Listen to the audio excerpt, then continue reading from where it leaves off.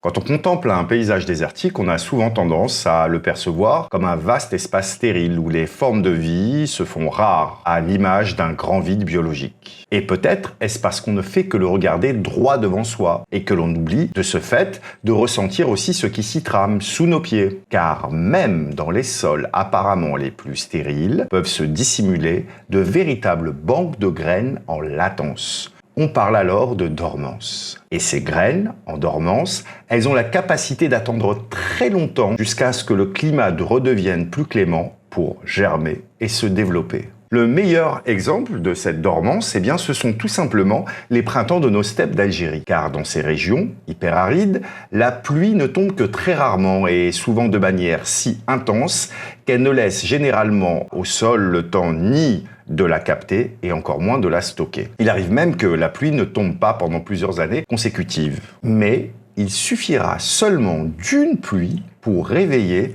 toutes les graines en dormance qui sont restées latentes dans le sol.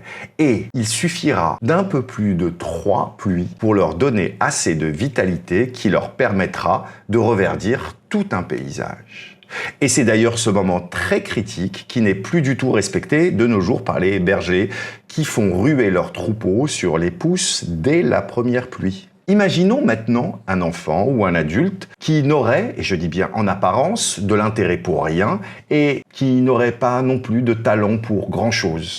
Si vous le percevez ainsi, c'est sûrement que vous le regardez comme on regarde un paysage désertique. Souvent, quand on veut reverdir ce genre de paysage, on s'imagine qu'il suffira de planter des arbres venus d'ailleurs et de veiller tout simplement à les arroser régulièrement. En ce qui concerne un enfant ou un adulte, vous aurez donc envie d'enraciner des connaissances en lui qui ne deviendront pas de ce que l'on pourrait appeler son sol cognitif, c'est-à-dire en fait cette matrice où des graines, justement, en latence, n'attendent que de se réveiller. Cette méthode, elle n'est pas forcément la meilleure manière de transformer un désert cognitif en jardin de la connaissance. Je le répète, on devrait tout d'abord chercher déjà à comprendre si ce sol cognitif, donc celui de nos apprenants, ne contient déjà pas quelques graines en dormance.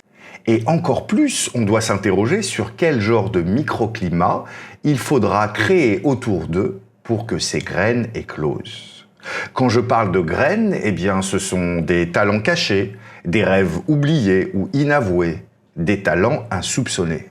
L'éducateur devient ainsi bien plus qu'un pédagogue, mais aussi un pédologue cognitif, c'est-à-dire littéralement celui qui étudie les sols de la connaissance. Mais attention, cela n'est pas aussi simple. Rappelez-vous l'exemple de la steppe. Il ne faut pas se précipiter pour faire récolte de ces graines en germe. Il faudra tout d'abord les arroser plusieurs fois et leur laisser le temps de pousser à leur rythme.